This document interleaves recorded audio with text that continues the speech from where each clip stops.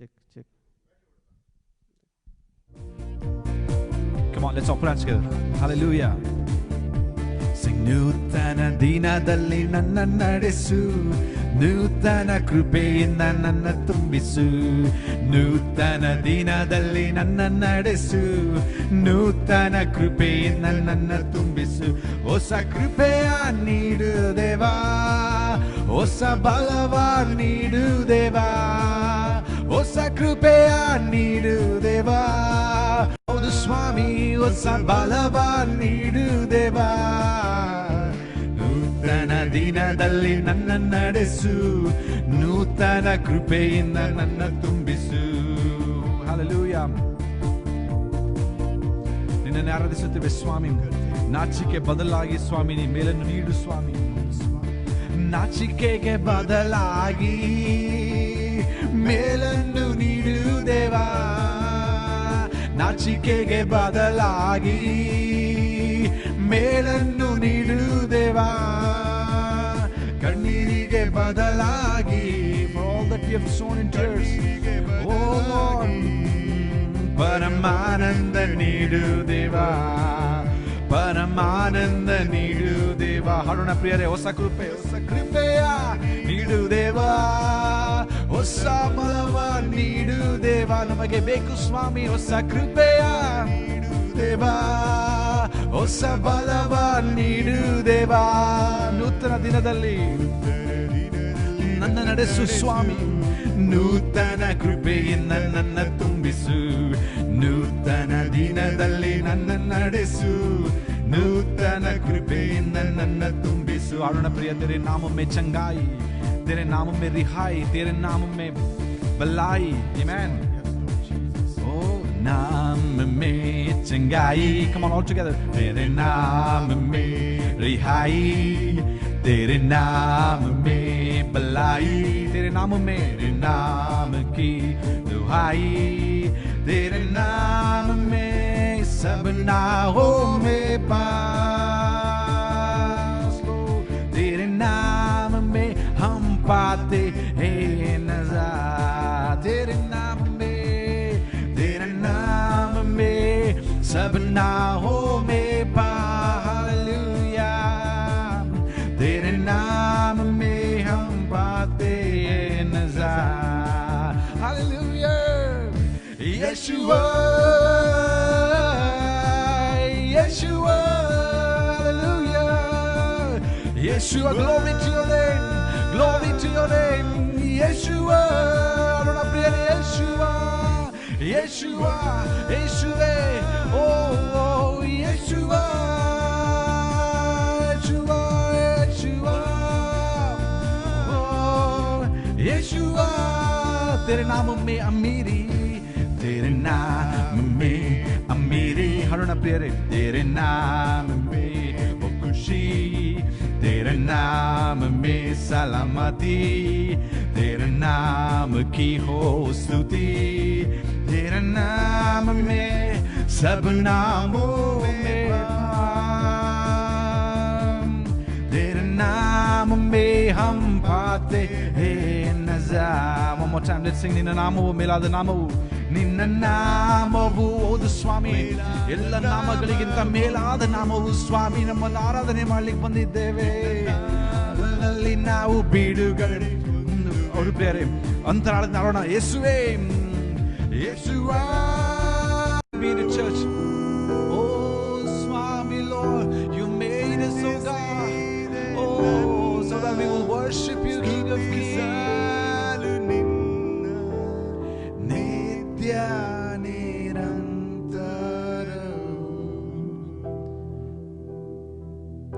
Just imagine, just ಮನಸ್ಸಲ್ಲಿ ಎಣಿಸಿಕೊಳ್ಳಿ, that we're going to be with our God. ನಾವು ಕರ್ತನೊಂದಿಗಿರುವವರಾಗಿದ್ದೇವೆ. And we're going to worship him forever and ever and ever. ಆತನನ್ನು ನಿತ್ಯ ನಿತ್ಯ ನಿರಂತರವಾಗಿ ನಾವು ಆರಾಧಿಸಲಿದ್ದೇವೆ. Oh Lord, we want to practice praising you here on earth, Lord.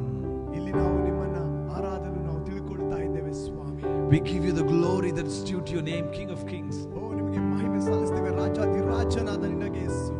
Receive our worship today, King of Kings. ನಮ್ಮ ಆರಾಧನೆಯನ್ನು ಸ್ವೀಕರಿಸು ಕರ್ತನೇ. We sing it, church. I will give you all my worship. ನಮ್ಮ ಆರಾಧನೆ ಎಲ್ಲ ನಿನಗೆ ಕರ್ತನೆ. I will give you all my worship. I will give you all my praise. You alone I long to worship. You alone. Come on, church. Make it personal. Worthy of my praise. I will give you all my worship. Yes, God. I will give you all my praise. You alone I long to worship, Father.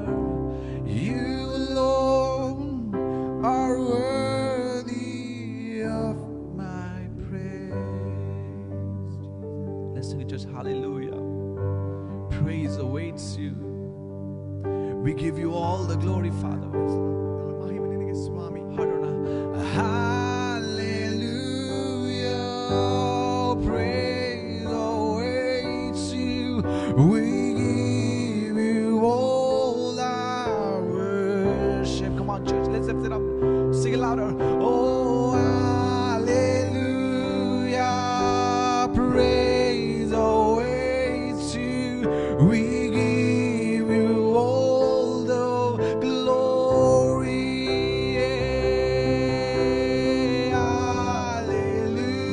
Hallelujah. Praise awaits you. We give you all our worship.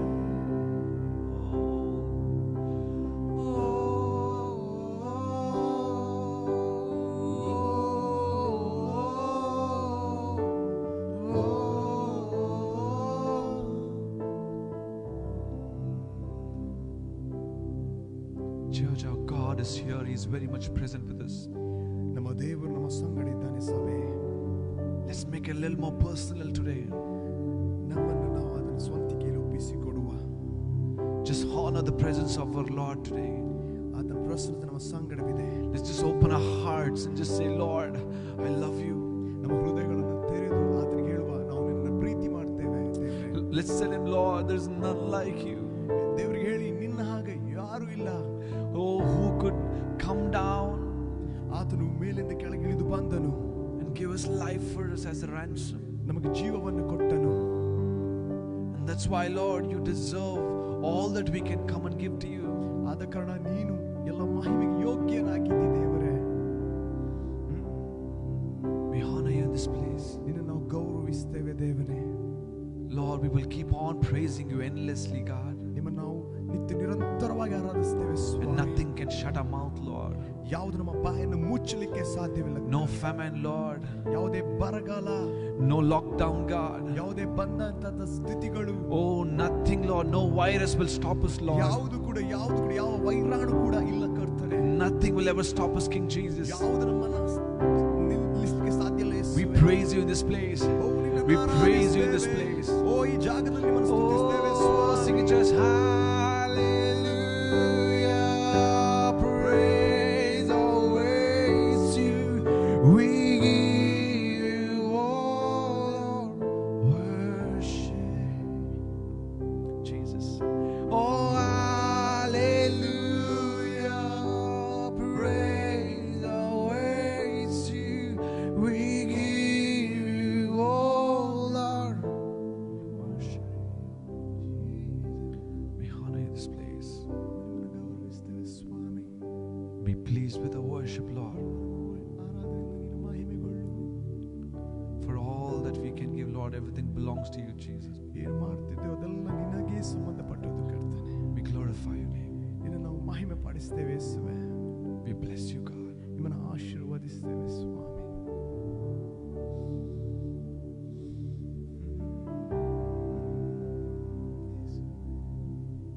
Be lifted up. Amen. Amen.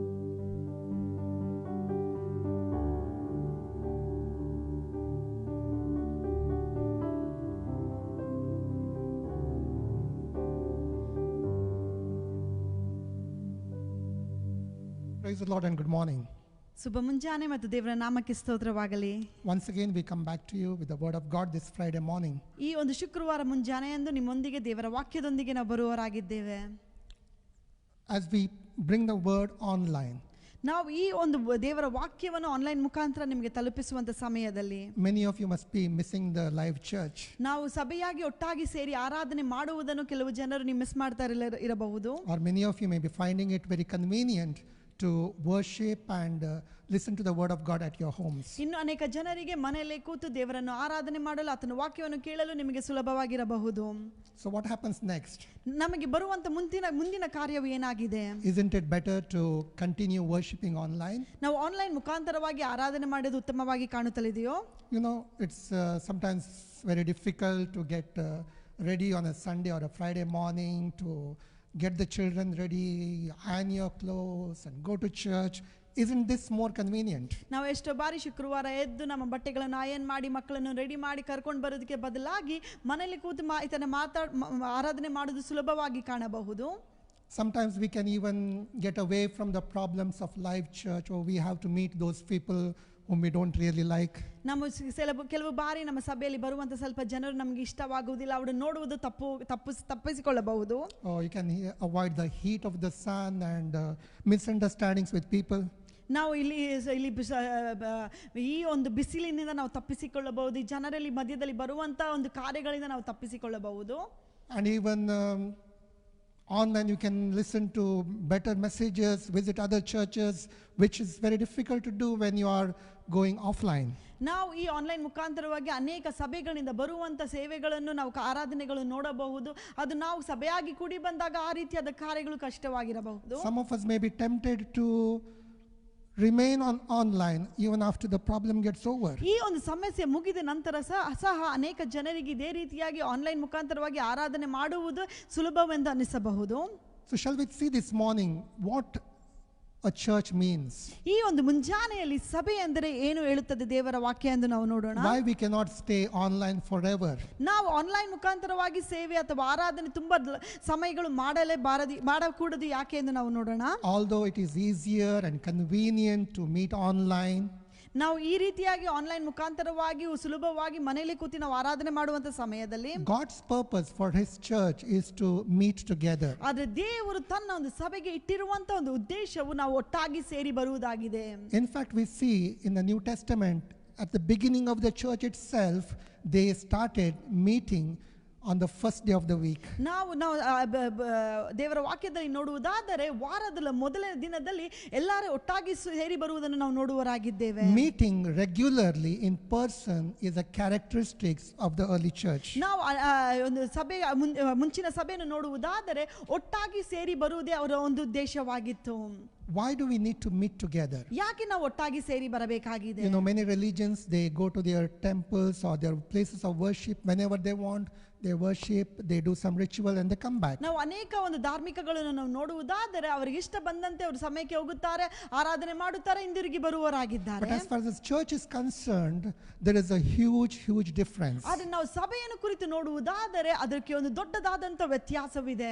We don't go to church to worship. ನಾವು ಸಭೆಗೆ ಹೋಗುವುದು ಆರಾಧನೆ ಮಾಡುವುದಕ್ಕಾಗಿ ಮಾತ್ರವಲ್ಲದೆ, all of you know that a church is not a building. ನಮಗೆಲ್ಲರಿಗೂ ಸಹ ನಮಗೆ ಒಳ್ಳೆ ರೀತಿಯಲ್ಲಿ ನಾವು ಅರ್ಥ ಮಾಡಿಕೊಂಡಿದ್ದೇವೆ, ಸಭೆ ಎಂಬುದು ಕೇವಲ ಕಟ್ಟಡಗಳು ಮಾತ್ರವಲ್ಲ. We do not call an enclosed space as church. ನಾವು ಮುಚ್ಚಿರುವಂತ ಒಂದು ಜಾಗವನ್ನು ನಾವು ಸಭೆ ಎಂದು ಕರೆಯುವುದಿಲ್ಲ. In fact, God calls us the church. ದೇವರು ನಮ್ಮನ್ನು ಒಂದು ಸಭೆಯಾಗಿ ಅಥವಾ ಒಂದು ಆಲಯವಾಗಿ ಕರೆದಿದ್ದಾನೆ. We are referred to as the living stones who make up this church. ನಾವು ದೇವರ ವಾಕ್ಯದ ಮುಖಾಂತರವಾಗಿ ಜೀವಿಸುವ ಕಲ್ಲಾಗಿ ಈ ಒಂದು ಸಭೆಗೆ ನಾವು ಕಟ್ಟಡವಾಗಿದ್ದೇವೆ. So why is it important that we meet together in person?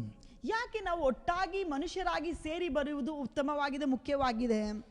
And why the enemy is attacking this very feature of the church of meeting together? ಈ ಒಂದು ಒಟ್ಟಾಗಿ ಸೇರಿ ಬರುವುದರ ಮೇಲೆ ಶತ್ರುವಿನ ಆತನ ಒಂದು ಆಕ್ರಮಣ ಯಾಕೆ ಇದರ ಮೇಲೆ ಇದೆ? Because even as the whole world is going through this trouble, what the enemy has achieved is trying to keep us separate. ನಾವು ಈ ಒಂದು ಲೋಕವು ಕಷ್ಟಪಡುವಂತ ಸಮಯದಲ್ಲಿ ಶತ್ರು ಒಂದು ಉತ್ತಮವಾಗಿ ಒಂದು ಜಯವನ್ನು ಹೊಂದಿರುವುದು ಸಭೆಯಿಂದ ಜನರನ್ನು ಆತನು ಸೆಪರೇಟ್ ಮಾಡುವುದರ ಮುಖಾಂತರವಾಗಿ. Because the enemy understands that when he keeps a church away from meeting together, he is successful. ಆ ಸತ್ಶತ್ರುವಿಗೆ ಚೆನ್ನಾಗಿ ಅರ್ಥ ಮಾಡಿಕೊಂಡಿದ್ದಾನೆ. ಸಭೆಯನ್ನು ಒಟ್ಟಾಗಿ ಕೂಡಿಸಿ ಕರುವುದನ್ನು ನಾವು ನಿಲ್ಲಿಸಿದರೆ ಅದರಲ್ಲಿ ಆತನು ಜಯ ಹೊಂದುತ್ತಾನೆ ಎಂದು. So even as we understand the purpose of the enemy is to keep us alone, keep us separate, keep us disunited, we need to look at the word of God. What does it say? ಶತ್ರು ನಮ್ಮನ್ನು ಒಂಟಿಗರಾಗಿ ನಮ್ಮನ್ನು ಆ ಸಭೆಯಿಂದ ಹೊರಗೆ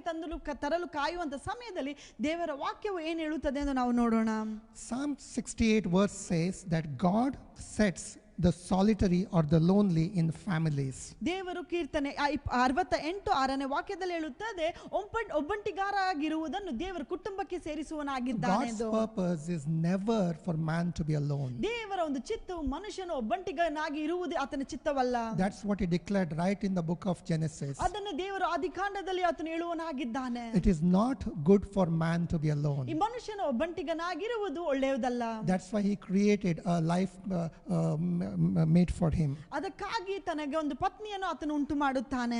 God doesn't want us to be alone. ದೇವರು ನಾವು ಒಬ್ಬಂಟಿಗರಾಗಿರುವುದು ಇಷ್ಟಪಡುವುದಿಲ್ಲ. He places us in families. ದೇವರು ನಮ್ಮನ್ನು ಒಂದು ಕುಟುಂಬಕ್ಕೆ ಸೇರಿಸುವನಾಗಿದ್ದಾನೆ. And he has placed us in a spiritual family called the church. ದೇವರು ನಮ್ಮನ್ನು ಆತ್ಮಿಕ ಒಂದು ಕುಟುಂಬಕ್ಕೆ ಸೇರಿ ಅದನ್ನೇ ಸಭೆ ಎಂದು ಕರೆದಿದ್ದಾನೆ. What happens in the church? ಈ ಒಂದು ಸಭೆಯಲ್ಲಿ ಏನಾಗುತ್ತದೆ? You know, the first and the most important fact is church is the body of Christ. ನಾವು ಮೊದಲನೇದಾಗಿ ಒಂದು ಉತ್ತಮವಾಗಿ ಅರ್ಥ ಮಾಡಿಕೊಳ್ಳುವಂತ ಕಾರ್ಯವೇನೆಂದರೆ ಆಲಯ ಎಂದು ದೇವರ ಒಂದು ಶರೀರವಾಗಿದೆ. So God wants us to be a body whenever possible. ಯಾವುದರ ಮುಖಾಂತರವಾಗಿ ಯಾವಾಗೆಲ್ಲ ನಮಗೆ ಸಾಧ್ಯವಿದೆಯೋ ನಾವು ಒಟ್ಟಾಗಿ ಆತನ ಶರೀರವಾಗಿ ಕೂಡಿ ಬರುವುದು ಆತನ ಒಂದು So ಚಿತ್ತವಾಗಿದೆ. first day of the week when we meet together, a body is formed there. ನಾವು ವಾರದ ಮೊದಲನೇ ದಿನ ಒಟ್ಟಾಗಿ ನಾವು ಸೇರಿ ಬಂದಾಗ ದೇವರ ಒಂದು ಶರೀರವನ್ನು ನಾವು ಉಂಟು ಮಾಡುವರಾಗಿರುತ್ತೇವೆ. So church is not just an institution or an organization, it is the very body of Christ. ಸಭೆ ಎಂಬುದು ಒಂದು ಕೇವಲ ಒಂದು ಸಂಸ್ಥೆಗಳಲ್ಲ, ಆದರೆ ದೇವರ ಒಂದು ಶರೀರವಾಗಿದೆ. So staying away from gathering does not make you a church.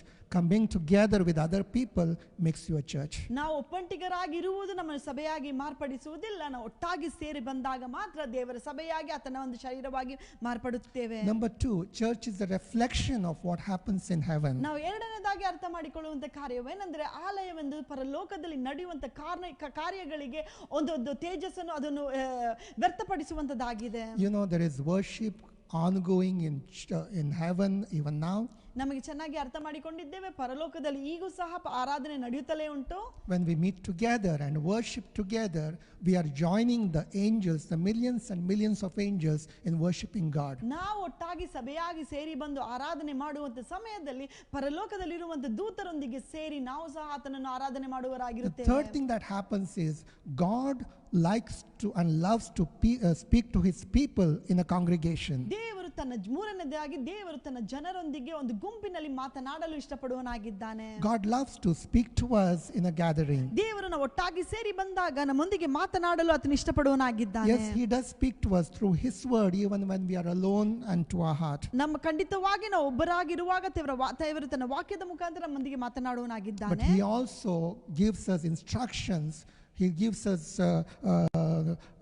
the message from his heart as oracles of God even in a congregation. ನಾವು ಒಟ್ಟಾಗಿ ಸೇರಿ ಬಂದು ಗುಂಪಿನಲ್ಲಿ ಕೂತಾಗ ತನ್ನ ಮನಸ್ಸಲ್ಲಿ ಇರುವಂತ ಕಾರ್ಯಗಳನ್ನು ದೇವರು ನಮಗೆ ವ್ಯರ್ಥಪಡಿಸುವನಾಗಿದ್ದಾನೆ. Fourthly, church is a place where the ministry gifts function.